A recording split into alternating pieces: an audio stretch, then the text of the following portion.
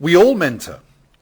There are always occasions in our lives when someone turns to us. Think about it. A child that turns to a parent, your friend that phones for advice, a brother or sister who needs to talk, an employee who seeks out their manager, someone in work, not necessarily a direct report, who wants to tap into the considerable skills and knowledge you've accumulated.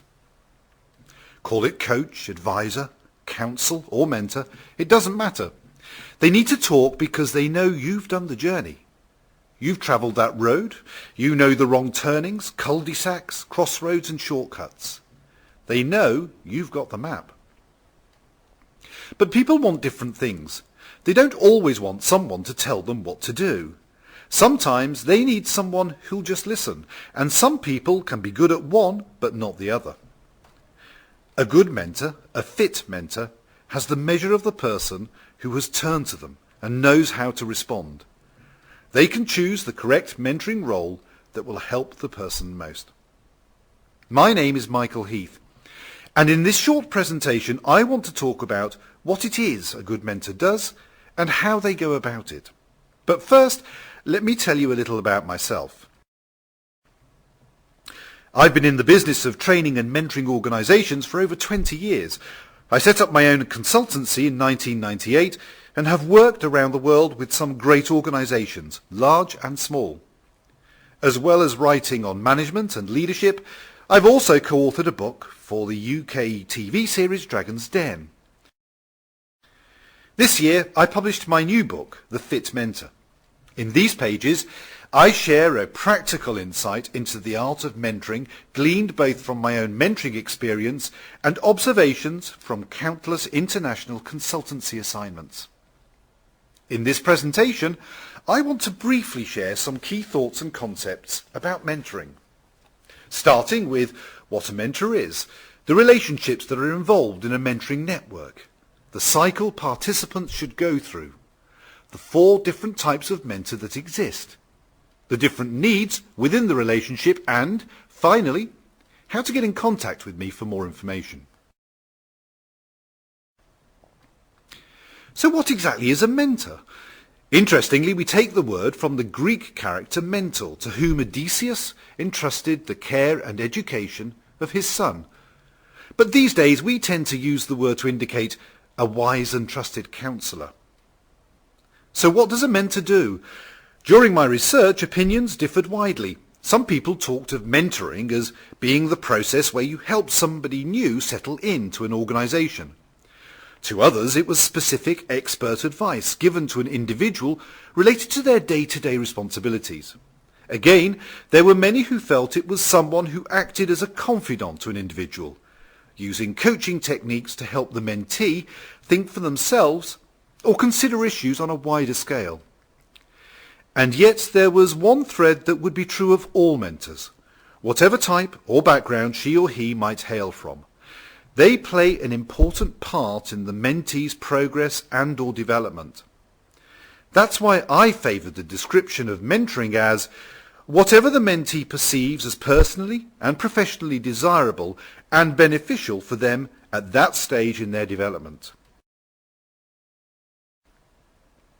The mentee sits at the centre of an important web of relationships. Of course, they will interact with the mentor, but there are 2 other vital connections that have to be considered: the mentee's manager and the network of other individuals who might play a part in the relationship. The mentor needs to sit with the manager and agree exactly what each expects from the relationship. Does the manager expect feedback? How detailed should that feedback be?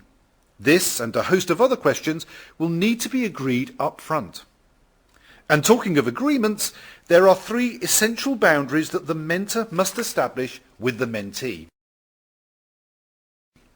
The first key boundary is about time. How long will the sessions be? How long will the whole cycle of mentoring last?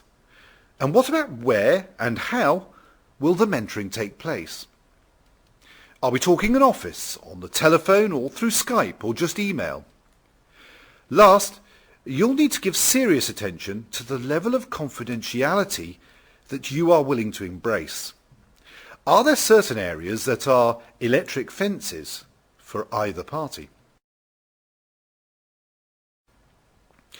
If you care about the mentoring relationship, then you are going to care that it is properly thought through, carried out, and evaluated. This is where all parties should sign up to the mentoring cycle, a sequence of events in the relationship that make sure the whole process is treated with the proper thought and consideration. In this cycle, you'll notice that good mentoring starts with the mentee and their manager choosing the right mentor together. Too often, mentees told me of their experiences of being lumbered with a mentor that fell well short of their expectations. So stages 1 and 2 are all about getting agreement on the right person to mentor. Stage 3 is about the boundaries we spoke of earlier. It's also about agreeing goals and thinking about what successful achievement of these goals might look like. After these expectations have been firmly set, the relationship, shown as part of stage 4, is now underway. The relationship may last a few weeks, perhaps months, or even years. For many mentees, the relationship is not over once goals have been achieved. New challenges dictate new goals, and so the relationship may continue. Stage 6 marks the point where the mentoring relationship ends, hopefully having achieved its aims with great success.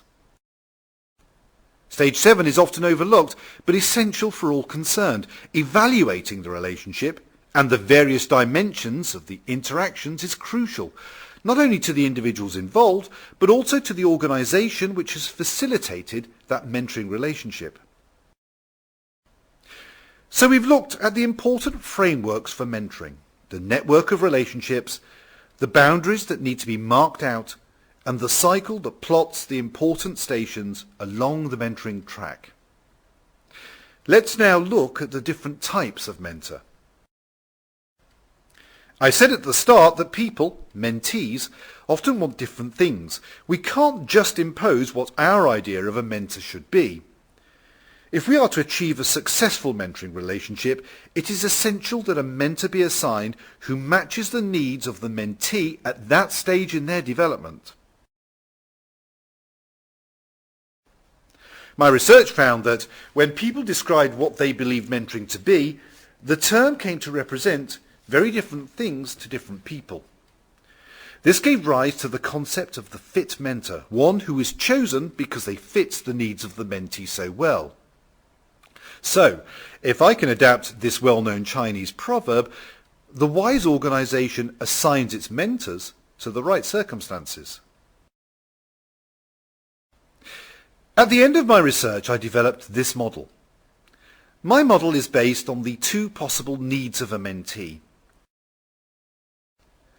Task expertise is defined as the knowledge that a mentor may have specifically related to the occupational activities of a mentee.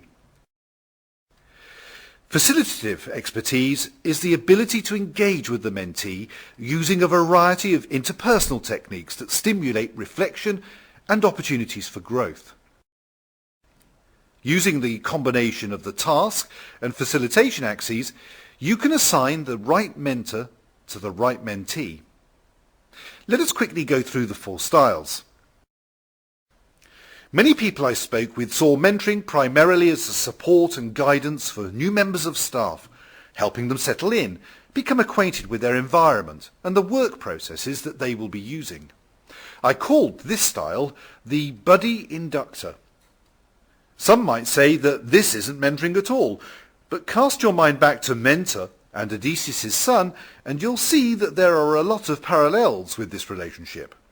The likely background of this type of mentor is often somebody with little or no authority over the mentee and not normally required to advise on any issues other than the basic induction of someone into the workplace. Some mentees were not comfortable at all with any form of mentor other than one whom they could go to with technical issues to resolve. Some individuals were very reluctant to engage in a relationship that was personal in nature, but were very accepting of a relationship based on like minds solving work-related and usually technical problems. Sometimes they felt their mentor to be their manager, or perhaps a peer with superior expertise in a given area. They very much esteemed such an individual and placed great value on the relationship they had. I called this type of mentor the subject expert. The third type, where the need is for both high task and facilitation expertise, I named the attached reflector.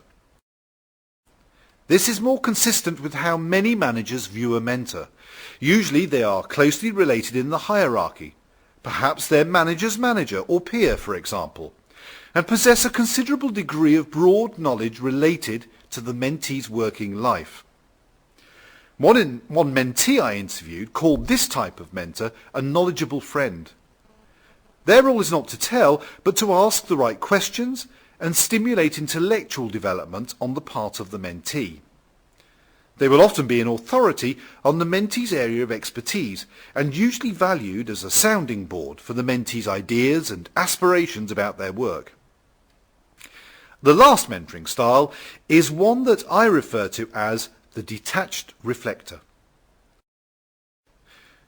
The detached reflector, like the attached reflector we've just discussed, will also look to stimulate reflection and encourage the mental processes of the mentee. But they differ in one important aspect. They have little or no knowledge of the mentee's work, and this is their great strength. This style of mentor is respected for their thinking and the ability to deepen the thinking of others. They have no contact with any aspect of the mentee's work, yet are valued for their ability to help the mentee reflect on issues in the broadest possible sense. Once you know what the mentee is looking for from the mentoring relationship, then you will be able to decide whether their needs are short, long-term, or a combination of both.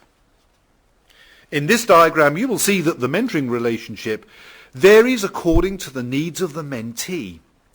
Mentees that value task expertise will only respond well to a more telling style of mentoring. This will involve approaches based on skills such as informing, telling, and perhaps some coaching. Mentees with longer-term needs will value different skills, ranging from coaching, challenging orthodoxies and beliefs, or even career counselling. But let's not forget some of the practicalities of mentoring, especially if you intend to meet face-to-face. Because every mentee is an individual, it's got to be different strokes for different folks. It's about adapting your personal style and approach to bring out the best in the other person. And then there's the furniture to consider.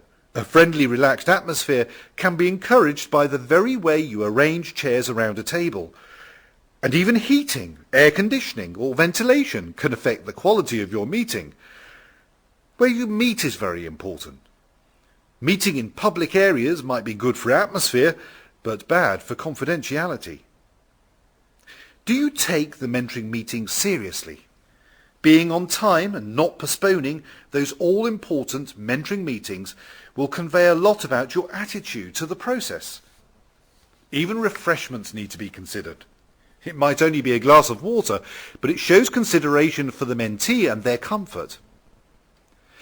We're almost through, but I have something I'd like to offer you.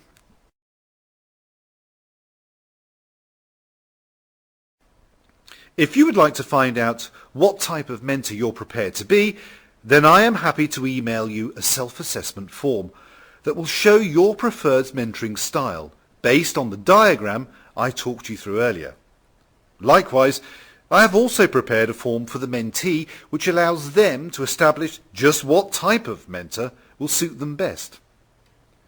I am also offering free mentoring evaluation forms.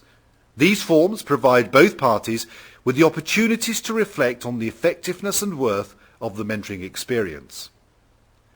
All of these PDF documents can be obtained by simply emailing me at michael@mhconsult.com. If there is any other information that you would like, then you can either email or tweet me. Please sign up for my blog or go to my website at www.mhconsult.com. Thank you for listening, and every success in all your mentoring activities.